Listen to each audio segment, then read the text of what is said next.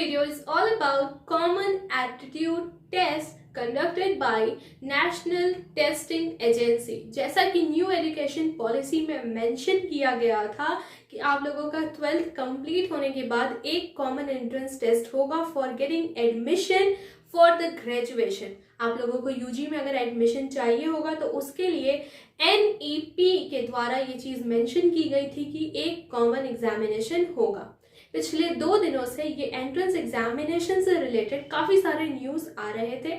Officially अभी तक ये अनाउंसमेंट नहीं की गई है, बट ये अनाउंसमेंट बहुत जल्द हो जाएगी।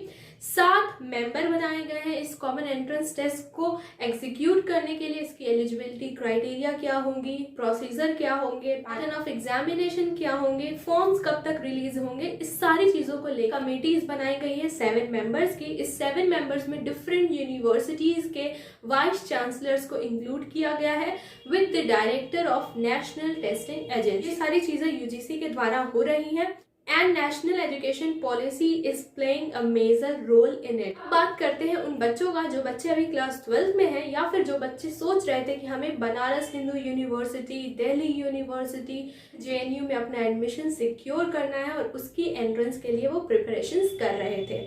इसके बाद ही कुछ बच्चे ये भी सोच रहे होंगे कि अगर हम 12th में 90% ले आते हैं, 99% ले आते हैं, 80+ % ले आते हैं तो हमें अपनी फेवरेट यूनिवर्सिटी में बाय द परसेंटेज एडमिशन मिल जाएगा। फॉर एग्जाम्पल यहाँ पे मैं कह सकती हूँ, अगर किसी बच्चे के दिमाग में ये आ गया होगा कि वो डीयू में एडमिशन लेना चाहता था बाय गेटिंग अ परसेंटेज, कह सकते हैं 85%, 90%, 98%, तो ये दिमाग में आ गया होगा कि अगर हम ये 98% सिक्योर कर लेते हैं, 90% सिक्योर कर लेते हैं तो हम अपनी फेवरेट यूनिवर्सिटी डीयू में एडमिशन ले सकते हैं। बट एनईपी की पॉलिसी के थ्रू ये सारी चीज़ें अब हट जाएंगी और सिर्फ एक कॉमन एग्जामिनेशन होगा। इससे आप लोगों के पास बहुत सारी फैसिलिटीज़ और अपॉर्चुनिटीज़ आप लोगों को मिलेंगी।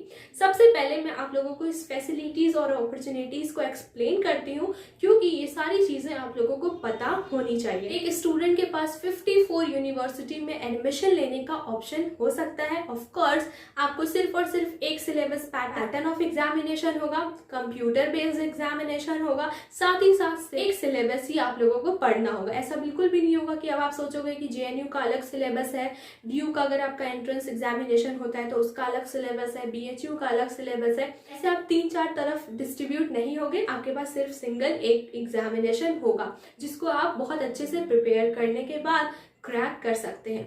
अब बात करते हैं इस एग्जामिनेशन के पैटर्न क्या हो सकते हैं। तो एग्जामिनेशन का सबसे इंपॉर्टेंट पैटर्न स्पेसिफिक सब्जेक्ट होगा रीजनिंग।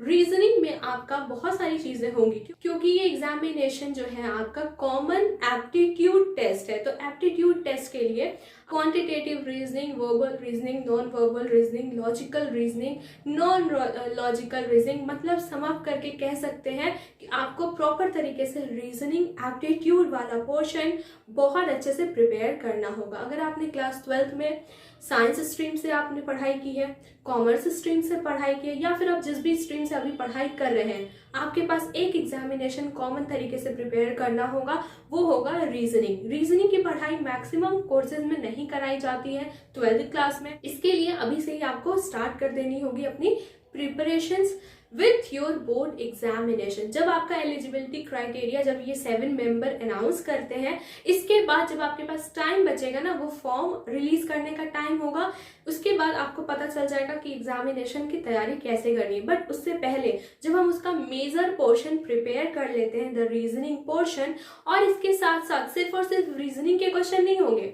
अगर आप बीएससी के लिए अप्लाई करना चाहते हो तो वो स्पेसिफिक सब्जेक्ट भी उस रीजनिंग के साथ आएगा। अगर आप कॉमर्स स्टूडेंट है और बीकॉम के लिए प्रिपरेशंस करना चाहते हैं तो आपके पास बीकॉम के सब्जेक्ट्स के साथ रीजनिंग का क्वेश्चन भी आएगा।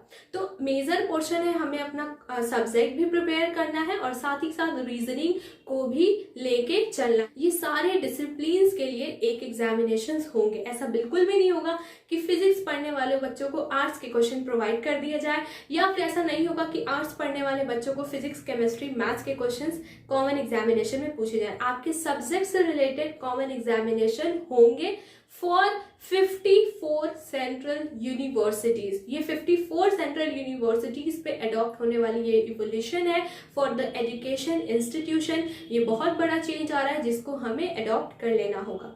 इसके बाद सीट्स काफी सारी बढ़ जाएंगी। ऐसा होता था कि आप एक स्पेसिफिक यूनिवर्सिटी के लिए अप्लाई करते थे, स्पेसिफिक लोग उसके लिए फॉर्म अप्लाई करते थे। यहाँ पे नंबर ऑफ सीट्स इंक्रीज हो जाएंगी, कंपटीशन इंक्रीज होगा और जो भी क्राइटेरिया होता है हमें उसको फॉलो करना होगा। ऐसा बिल्कुल भी नहीं होगा कि आप अपना परसेंटेज हाई गेन कर लेते हो तो आपको सिर्फ और सिर्फ आपकी स्पेसिफिक कॉलेज या यूनिवर्सिटी आपको मिलेगी। नहीं, आपको मैक्सिमम जो होगा क्राइटेरिया या 50% या 60% आपको सिर्फ और सिर्फ क्वालिफाई करना होगा 12th एग्जामिनेशन में। इसके बाद आपको एक पर्टिकुलर एंट्रेंस एग्जामिनेशन देना होगा जिसके बाद आप किसी भी यूनिवर्सिटी के लिए अप्लाई कर सकते हो। इससे रिलेटेड फर्दर हम आपको बहुत अच्छी अपडेट्स देंगे जब फर्दर ऑफिशियल अनाउंसमेंट हो जाती है तब, ठीक है। जब पूरी तरीके से यूजीसी ये अनाउंस कर देता है कि कॉमन एग्जामिनेशन जो होने वाला है, aptitude test for the students जो अभी क्लास 12th में है, उनके लिए जब ये अनाउंसमेंट हो जाती है तब हम आपको बताएंगे कि उसका पैटर्न क्या हो सकता है, कि रीजनिंग के कितने क्वेश्चन आएंगे, पर्टिकुलर सब्जेक्ट से रिलेटेड कितने क्वेश्चन आएंगे। साथ ही साथ हम आपको ये भी बताएंगे क्योंकि उसमें इंग्लिश और हिंदी लैंग्वेज से भी रिलेटेड क्वेश्चंस आएंगे, स्पेसिफिक लैंग्वेज के क्वेश्चंस होंगे, रीजनिंग के क्वेश्चन होंगे, आपके पर्टिकुलर सब्जेक्ट से रिलेटेड क्वेश्चन होंगे। और यहाँ पे रीजनिंग पे ज्यादा जोर क्यों दिया जा रहा है, क्योंकि एग्जामिनेशन का नाम है कॉमन एप्टीट्यूड टेस्ट, ठीक है। अब बात करते हैं कि ये अपॉर्चुनिटी तो हमें समझ आ गई कि हमारे पास सेंट्रल यूनिवर्सिटीज का ऑप्शंस ज्यादा हो चुका है। एक सिर्फ और सिर्फ यूनिवर्सिटी के लिए हमें प्रिपेयर नहीं करना है, हमें एक पूरे एग्जामिनेशन का प्रिपरेशन करना है 12th क्लास के बाद, और टाइम ड्यूरेशन बहुत कम हो जाएगा।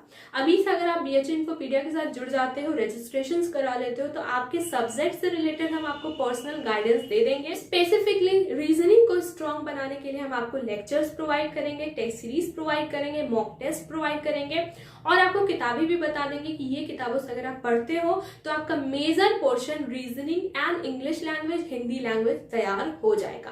अगर आप BSc के लिए अप्लाई करना चाहते हो तो आपका फिजिक्स, केमिस्ट्री और बायोलॉजी अच्छा होना चाहिए, तभी आप BSc के लिए जा सकते हो और यही क्वेश्चंस आपके कॉमन एंट्रेंस टेस्ट में भी पूछे जाएंगे। अगर आप कॉमर्स में जाना चाहते हो तो आपको पहले से पता होना चाहिए कि आपका 11th और 12th में कॉमर्स सेक्शन में क्या क्या थ्योरी में आपने पढ़ा था। इसी चीजों को आपको प्रिपेयर करना होगा विद द रीजनिंग पोर्शन।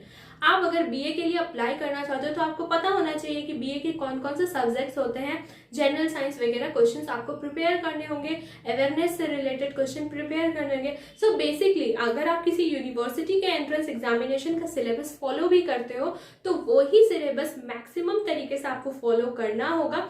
बाद में जो चेंजेस होंगे वो छोटे से चेंजेस होंगे, इतना कोई वास्ट चेंज नहीं होने वाला है। हाँ, ऐसा हो सकता है 150 क्वेश्चंस की जगह हो सकता है कि 200 क्वेश्चंस हो जाए, 200 क्वेश्चंस ना होके 120 क्वेश्चंस हो जाए, ये सारे चेंजेस आ सकते हैं। बट हमें जो फोकस करना है वो आपके स्पेसिफिक सब्जेक्ट और रीजनिंग वाले पोर्शन पे करना है, जैसा कि यहाँ पे मेंशन किया हुआ है, सामने स्क्रीन पे आपके इमेज भी आ जाएगी। अब बात करते हैं कि जैसा कि BHU इन्फोपीडिया सिर्फ और सिर्फ BHU से रिलेटेड इंफॉर्मेशन प्रोवाइड करता था, बट ये एग्जामिनेशन सिर्फ और सिर्फ BHU, DU, JNU का नहीं है, सेंट्रल यूनिवर्सिटीज का है, सेंट्रल यूनिवर्सिटी में एडमिशन लेने के लिए। सो ये वीडियो आप ज्यादा से ज्यादा उन बच्चों तक पहुंचाएंगे जो बच्चे अभी क्लास 12th में हैं, जो बच्चे अभी एडमिशन लेना चाहते हैं, ग्रेजुएशन के लिए, UG के लिए अप्लाई करना चाहते हैं, उनको ये इन्फॉर्मेशन मिल जाए। 1 महीने के अंदर आप लोगों के पास एक स्पेसिफिक क्लियर पिक्चर आ जाएगी कि क्या होने वाला है, पैटर्न ऑफ एग्जामिनेशंस, फॉर्म कब रिलीज होने वाले हैं, साथ ही साथ आपको एक क्लियर पिक्चर ये मिल जाएगी कि आप लोगों को सिलेबस कॉम्पैक्ट वे में समझ आ जाएगा। उससे पहले आपको रीजनिंग अपनी स्ट्रॉन्ग बनानी है, क्योंकि जनवरी के बाद फरवरी में होपफुली एडमिशन के फॉर्म्स आ जाएंगे, उसके बाद एंट्रेंस एग्जामिनेशंस कंडक्ट होने की डेट आ जाएगी। ये सारी चीजें आपके हाथों से चली ना जाए, इसीलिए हम आपसे कह रहे हैं कि आप हमारे साथ रजिस्ट्रेशंस करवाइए। रजिस्ट्रेशंस के लिंक आप हमसे इंस्टाग्राम, फेसबुक पे कनेक्ट करके अपने क्वेरी के साथ पूछ सकते हैं। लिंक हम आपको प्रोवाइड कर देंगे, टेलीग्राम पे सेपरेटली ऐड कर देंगे। आपको किसी भी यूनिवर्सिटी में जाना हो, सेंट्रल यूनिवर्सिटी में एग्जामिनेशन तो आपको क्रैक करना है, तो आप जहां से भी बिलोंग करते हैं, किसी भी बोर्ड से बिलोंग करते हैं, UP board, CBSE board, ICSE board, किसी भी पर्टिकुलर डिसिप्लिन से बिलोंग करते हैं, स्ट्रीम से बिलोंग करते हैं, साइंस स्ट्रीम्स, कॉमर्स स्ट्रीम या फिर आर्ट्स स्ट्रीम, उसके लिए भी आप हमसे कांटेक्ट कर सकते हैं, रजिस्ट्रेशन करवा सकते हैं यूजी कोर्सेज के लिए, जिसमें हम आपको बहुत अच्छे से पर्सनल वे में गाइडेंस करेंगे, लेक्चर्स प्रोवाइड करेंगे और टेस्ट सीरीज भी प्रोवाइड करेंगे। जैसे ही हम लोगों को नई इन्फॉर्मेशन मिलती है, अपडेट्स मिलती है for regarding the entrance examination, हम आपको जरूर पहुंचाएंगे। इसके लिए अगर आप हमारे चैनल पर नए हैं, do subscribe to BH Infopedia for the further updates. आप हमसे कमेंट करके भी क्वेश्चन पूछ सकते हैं, अदरवाइज आप हमारे ईमेल आईडी पे भी क्वेश्चन पूछ सकते हैं, जिससे आपको आपके पर्टिकुलर कोर्स से रिलेटेड हम आपको गाइडेंस दे दें। बुक्स से रिलेटेड अगर आपको क्वेश्चन पूछना है तो वो भी आप हमसे क्वेरी पूछ सकते हैं। एक प्रॉपर वीडियो आ जाएगी regarding the reasoning portion and particularly the language section. Share this video to maximum, signing off, Tata.